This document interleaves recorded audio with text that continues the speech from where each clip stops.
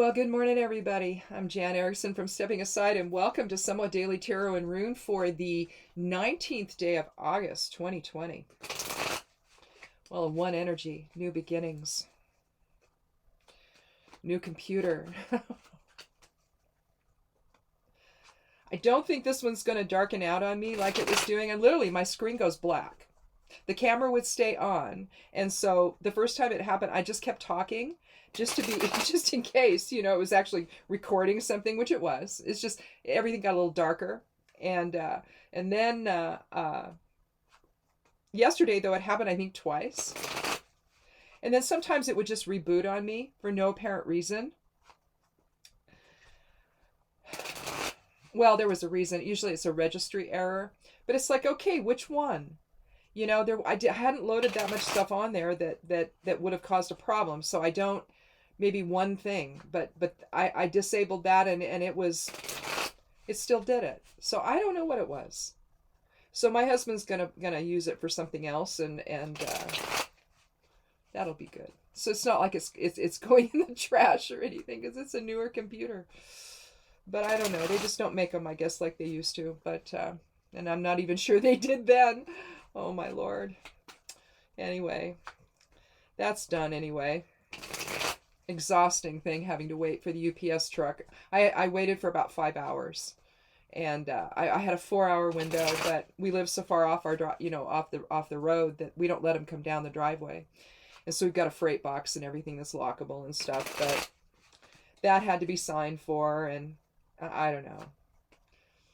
I was telling everybody on Esoteric Influences, it's uploading right now onto YouTube, but I was telling everybody that of course, once again, freight guy's not in a mask. So I'm getting tired of that.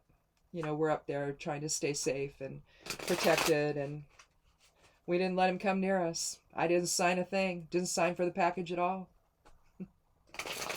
Just stood back while he set it down and backed away. And then my husband picked it up, and I wish we had taken our spray bottle up there with us and had him spray it down before my husband ever picked it up, but we didn't. And so when he got down to the house, he sprayed the box and himself, including his mask, with alcohol solution. So, oh Lord. We just don't want to get this. And so far so good, but every single time we have a point of contact like that, you sit and you worry. At least we do, so. But just keep communicating. I let the freight company know, and I was nice about it, but I just told him this is what happened, and he was a nice guy, but he needs to be in a mask when he comes to my house. If he comes around me, got to be in a mask. And they never are. I don't care which company they drive for. They don't. So I really think that we've gotten into this weird place where if we're outside, we don't have to have a mask on around people. And that's just not true. The breath goes out. I mean, if it's going to happen indoors, it's going to happen outdoors. But we've decided, I guess, that we don't have to do that if we're outside. Well, yeah, we do. I watched him deliver to my next door neighbor's property. And after like 5 hours of waiting, he's like, "You're going to my next door neighbor before me?" Well, yeah, it's on the way, so sure. Went right up to their door. Yeah, he's fighting cancer. She's a nurse. I don't know, man. It's like we try to stay so safe, and then you'll have somebody do that, and it's like, oh, okay. So it just makes you not want to have any deliveries. You don't want to order anything anymore. But yet, on the other hand, it's better to do that in some respects than it is to go anywhere. So, what about the people that really, really can't go out to the store? They have to order in.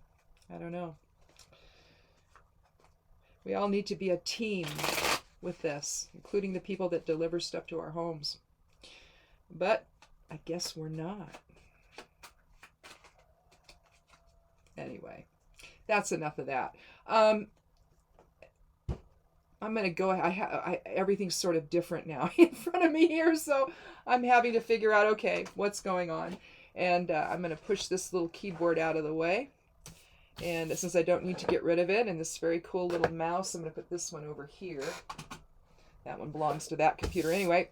So anyhow, let's go ahead. If you've not been here before, welcome. If you come back, thank you so much for putting up with me.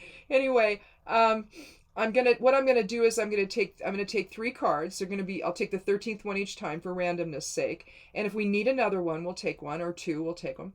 But we'll first look at the 3 and see if we actually need any more. Sometimes it's nice just to get another piece of information, you know, to maybe modify one of the cards or something. So we'll do that if we have to. If not, then we'll go ahead and we'll take a rune from the Elder Futhark bag. And then we'll close out with a geomancy rune. So anyhow, let's go ahead and get started. Take our first 3 cards.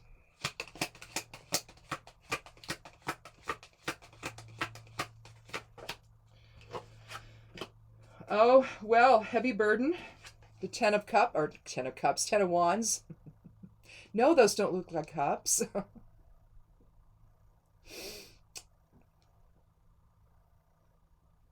Different camera. It's a FaceTime camera.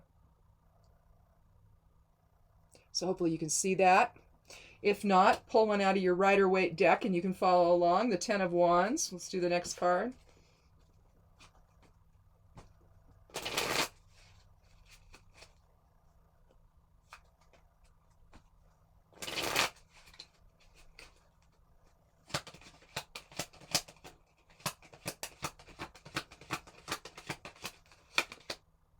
The Ace of Cups. There's my cups.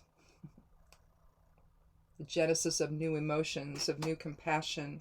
I think that's been lacking. You know, we have a so-called leader, impeached leader that can't seem to, and probably has been this way from birth. There's just no compassion or empathy to this guy. And I think that, you know, we see it every second of every day. Every time he tweets, every time he speaks, every time he does anything, it's clear this guy doesn't have what it takes to shepherd us through something like this or anything else, you know? And I think the Ace of Cups is really prescient because it's signaling that the burden that we carry, you know, we need the compassion along with it. You know, whether you're talking about the burden of the pandemic. Oh, we have the Queen of Cups again. Again, we had her, was it yesterday? The Queen of Cups, or it might have been Thursday. But the Queen of Cups, she's sitting there on her throne, almost goes all the way down. Her cape almost goes all the way down into the rocks, sort of becomes the rocks below her. She's sitting by the water's edge. You know, we need an authority that's basically someone that's capable of having compassion. You know, whether it's a man or a woman, it doesn't make any difference. You know, we can look at the queen, as a older woman in authority, or we can look at her in terms of the qualities she possesses. That's true for any of the court cards. So you can kind of go either way with that. And so whether you're looking at the compassion within as a man or a woman, it really doesn't make any difference. We need authority that is capable of understanding the plight of other people and responding accordingly to that. And right now we just don't have that. And so we have to be that in our own personal lives for ourselves and for one another. Since authority will not do the right thing, you have to be the one to do that.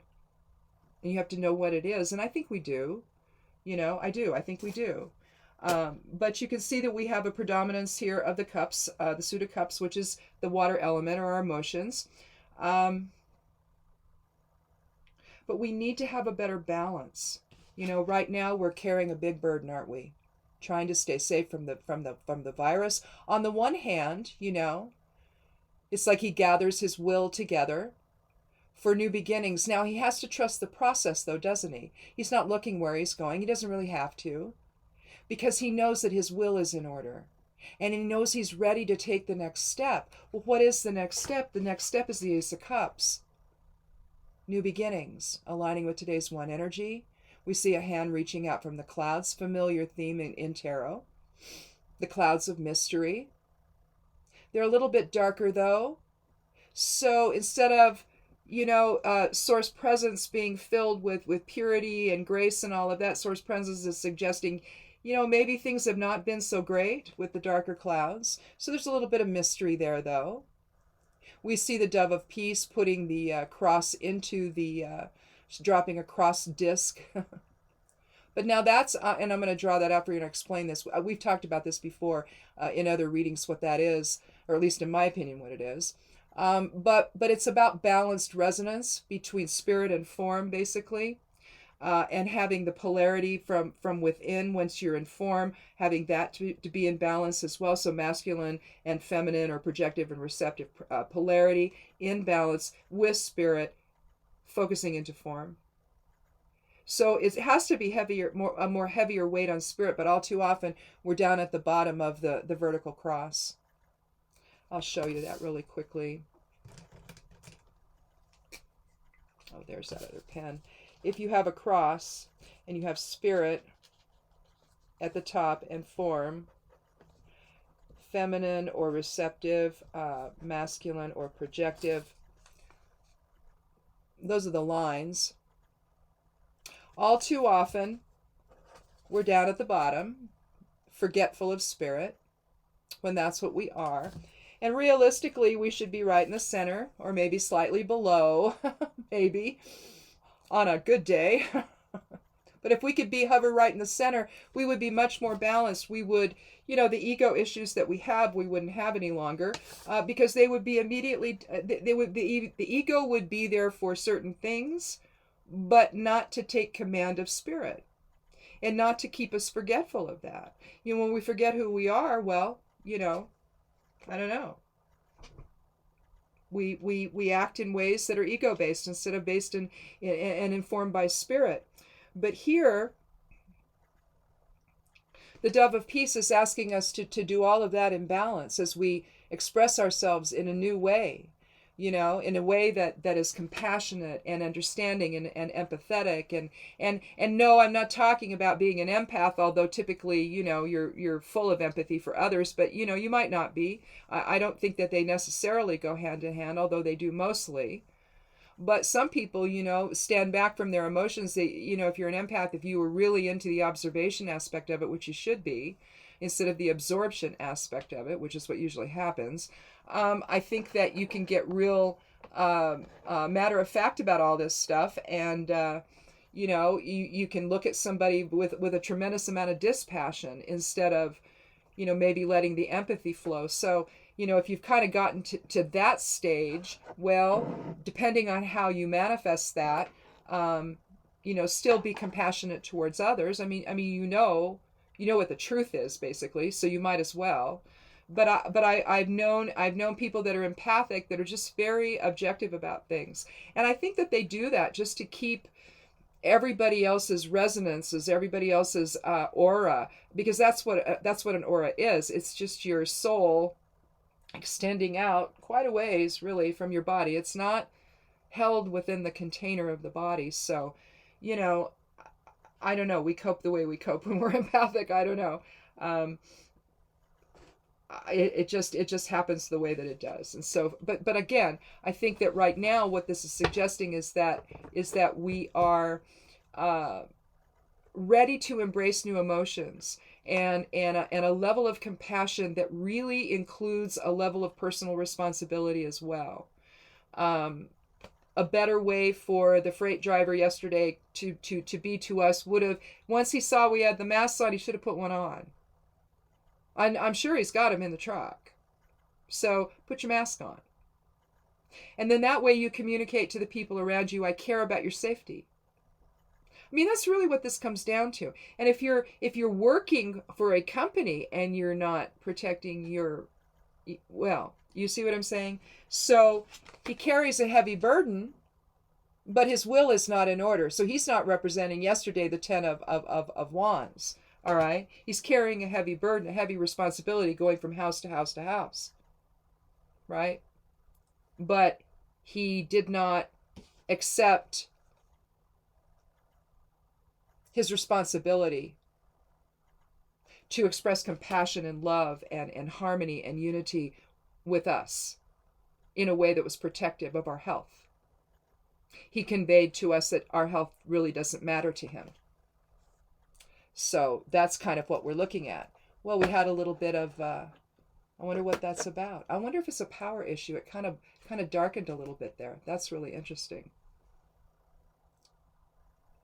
So anyway, we're going to define, though, the Ace of Cups with the Queen. Let's put it this way. We'll further define that. So what we need then is authority that's compassionate and loving and kind and shows empathy, understands what people go through, and can make the best decisions for the collective within that, from that standpoint, from that perspective, right? Let's do one more card and see if we can get anything else from here.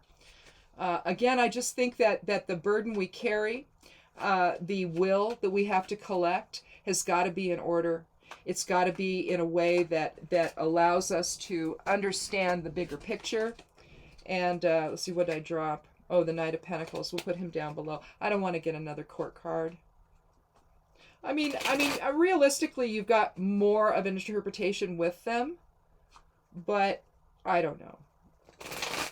I think that the authority, though, that we express in our lives right now has got to be one that is filled with compassion and empathy for other people.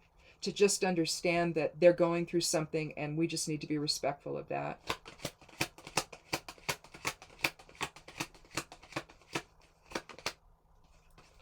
Oh, well, this is definitely about compassion and about thinking about others. We have the Empress, the third card of the major, or card 3 of the major arcana. We see the Empress sitting on her throne. We see the shield down below her with the glyph of Venus on it. This is a card of Venus. Typically, it's called the planetary trump of Venus, but I no longer use the T word in tarot here. That word, I don't use that anymore because it just, I lose focus. So anyway, it's the one of the planetary cards. In other words, it's not Venus in something, in a sign. It's just Venus. We see the abundance all around her. We see her crown of stars. Maybe they're Merkabahs. I don't have... No, they're... Well, the center one definitely is. No, I think they are. I think they're drawn in Merkabah fashion. Merkabah. You can't tell in this card. A lot of them present her as being pregnant. It does not appear she is here. But the Empress gives birth to the world. Yes, she does that with her consort, the Emperor, but he doesn't come until card 4. She needs him, he doesn't need her, or rather, he needs her, she doesn't need him. It's kind of the relationship there.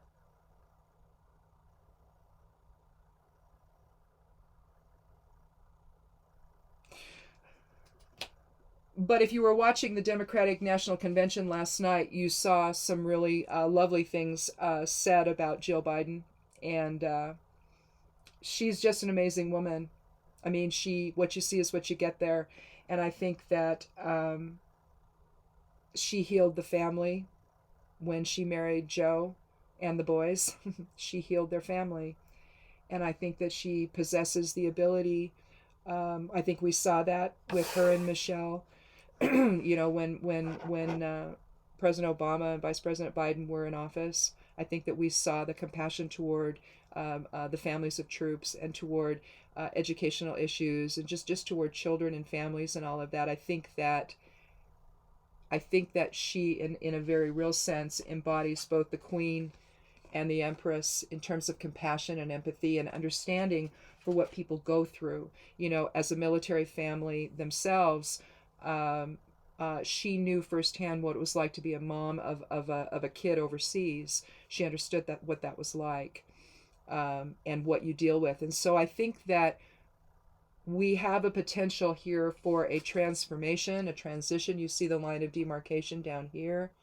If we get our will in order to make a real difference and to try to undo the pain and the damage and the destruction that's been happening over the last almost 4 years, It started before that, though, with all of the obstruction to doing anything positive for the American people by one side of Congress, or one party in Congress. And I think that it became a struggle and a fight, or what, a conflict that was self-dealing but had nothing to do with what was good for the country. And so hopefully, now that we've seen what it looks like to have everything be basically torn asunder, to where we can't count on anything now. We can't count on the rule of law. We can't count on anything, that's out there. We have to return to a place where we gather our will together, and trust that we're going to go in the right direction. We shouldn't have to, in other words, it should be second nature. We shouldn't have to be thinking about this. But we need a new beginning in terms of our compassion and love and unity and benevolence and trust. The trust is gone. And we have to, but we know that it's like it's still simmering and waiting for us just to unlock the door to it, to the door to compassion and love, and bring that into authority. Instead of, the soulless demon. Actually, demons really probably aren't what we think they are, but the soulless, what we consider demonic forces that seem to want to upend everything to give to just a chosen few. That's not the world we live in, and it's not the world we can live in. Just look at what's happening in Belarus. It's a miracle, isn't it? To see the numbers of people taking to the streets to protest that election that was clearly a scam. I mean, what's going to happen when they find out, they discover that in fact the what is she? I don't even know what she does for a living. I don't even know that she has a job. I think maybe she's a mom. She takes care of her kids at home. So maybe she doesn't work outside the home. She works there. But this woman ran, and she's had to leave the country for safety reasons. I don't know, she might be back now, but she may not be. They may want to keep her out of there for a little while. But what if she won? She could take that country into such a better place, one of compassion, change the authority.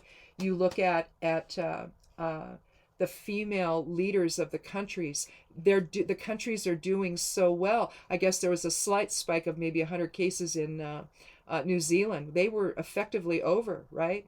They've got. So then, what does our fool say? Gives the leader there, Jacinda, and I don't know her last name, gives her a bunch of crap for it. So she, of course, comes back and says, "Hey, dude, shut up. It's not out of control. It's 100 people. We'll deal with it, like we did before." But that's the thing, like they did before. They did something that they were successful. Masks, quarantine. They got through it. So the 100 cases that they have, they'll deal with it. And we all know that. But of course, he's got to do the dig, right? Because there's no empathy. There's no compassion. There's no understanding with this man. There's got to be. There's got to be. We want to give birth to something new. Give birth to that. And be the authority that's willing to stand up and say, this is what we demand. We have power, and this is something our lawmakers, well, some of them don't forget it, but we're the voters. We live here. This is our country. No matter what side of the equation you fall on. That's a fact. We have Hagalas today. Let's see if you can see that better. Looks like an H with instead of a horizontal line, it's diagonal. Let me see if I can get a better rune here that's more clear. Well, I don't know where my other rune bag went because things don't look the same here. I have no idea where my other rune bag is. So I'll have to find that. But I was looking for a more clear. Oh, there it is. I stuck it up there.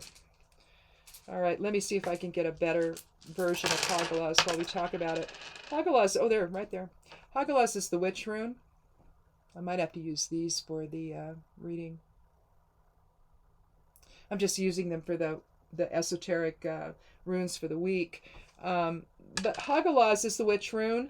It's transformation within a fixed framework. Think magic. When even if the fixed framework is the witch herself or himself, what you're talking about is a focused intention to create something different or to suggest something different to happen. And so with Hagalaz, that's what you're dealing with. You're dealing with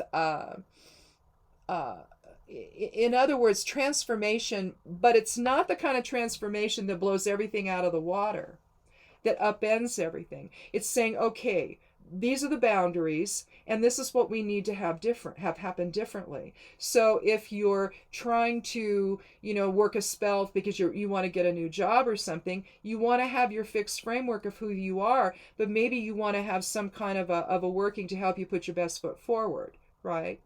And so that would be an example of something positive. So if we don't have a structure anymore that protects people, then we have to know what that structure needs to look like and then invoke what we need to invoke in order to manifest that. And in this 22 year, I mean, we've got the cosmic builder behind us. So I think the transformation, obviously, though, that we're talking about is the level of compassion and empathy and understanding and love we have for other people, as well as for the self. In other words, instead of a service to self, we'll talk about law of one here, instead of the service to self orientation, if you're familiar with that, which if you're not, you should look it up. There's a website, lawofone.info, I think, where you can just go. You don't have to buy this. You can just go and look at it, and it's cool because they have it. You can search for different things, and then the different passages will come up, and so it's very cool. But the idea is you come into this life either service to self or service to others. And it doesn't mean if you're service to others that things don't happen for you as well. They do. But the mindset is different. You're thinking about how does my behavior affect other people. If you're service to self, you don't care, unless it's to get you something that you want. So in that regard, you would then use them in that regard. So I think that's really what the focus is here. Are we thinking about others when we gather our will together in aligned purpose or shared purpose?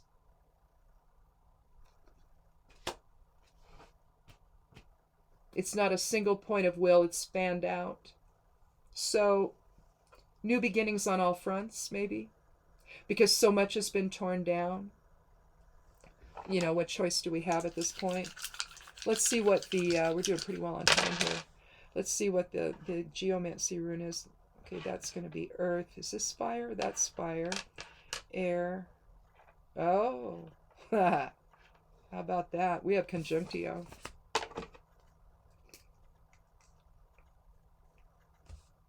But let me say one more thing, though, about Hagalaz. The outside lines, that's Isa. Twice. So alignment and spirit. So the boundaries, the fixed framework that you work within, especially if you're working magic, is you're working within the source energy of yourself and the greater collective. You're drawing all that in as the boundaries. Think of it as the circle you cast.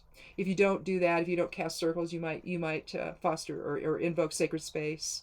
That's another way of looking at it. You might think of yourself. In fact, you might, if you do anything within a container, you might do something within a triangle space. You might do something on a plate. You might do something in a cauldron. You might do something in some kind of bowl using water. Whatever container that you're working with, it needs to be surrounded with source presence so that what you're doing comes from spirit instead of coming from ego. So just a note there. But this is conjunctio. That's our geomancy rune for today. It means joining in unity with others. It's kind of an hourglass, isn't it? The opposite of it, its complement is carcer, which is imprisonment, self-imprisonment or imprisonment by others. But generally speaking, we're talking, look, the kind of imprisonment we're talking about is the imprisonment of perception. How we see things truly imprisons us or frees us, right? It's really perception. I know that we all talk about fundamental truth, and yeah, that exists, but in many respects, according to who? Fundamental truth according to who? You know, how we see this world is how we see this world. And I don't know. I had it dark in there. Is this a power issue? I wonder if it's a power lag. I think I'm going to bring my, I'm going to switch out my strip here for my battery backup and see if that helps. Well, anyway, I guess that's really all I have anyway for today. It's telling me, okay, time's up. Anyway, thanks for watching. I appreciate you all so much. You have no idea that you come here and listen to this and watch. Hopefully you watch the esoteric influences as well. I post them around. They're going to both go on the side panel, as you know, of the blog over at Stepping Aside. And that web address is imsteppingaside.com. Underneath this video, you'll find a bunch of links of where to find me and all of that. If you want to follow me, that'd be awesome. I'd love that. So, especially on Twitter, you know, I'm on Twitter all day long. Well, off and on all day long. I keep it open, you know, see what's going on. And so, you know, let's get together there or whatever and chat and, you know, find a new way forward here. Because the path that we're all on is just, it's not workable, it's not sustainable, it's not going to give us what we need. So anyway, I guess that's it. We'll talk tomorrow. I do this 4 days a week if you're new, and Monday through Thursday. The esoteric influences, though, go up every day. And if you want to sign up for the newsletter, you can get the esoteric influences for the whole week in your inbox. And then if you watch the or read along. Oh, the one thing it doesn't have, I add when I do the hard copy for the blog, and I cross-post it over on Medium. I add a tarot card, which for today is going to be the 9. And I change decks each week. That's what I've been doing. It's the 9 of Wands. This is from the Heindel deck. Heindel includes I Ching hexagrams on the small cards and runes on the majors. And so it's a very esoteric deck, and I love it. And so I'm happy to be doing it this week. I did the Thoth Tarot the week before, and I don't remember what I did before that. It was something else. Oh, it might have been the Robin Wood Tarot. Yeah, that's what it was. I used the Robin Wood Tarot before that. And then I also I'll include this Geomancy rune in it as well. But that's not until I write it up. It's not on the weekly stuff. So some stuff I save for the different formats I'm using. But if you want to get that in your inbox on Sundays, that's when it goes out, and you can just have it for the week. So anyway, I guess that's it. So we'll see you tomorrow. Be good to yourself. Be good to one another. Wear a mask if you go out today, and protect self and others. And blessed be.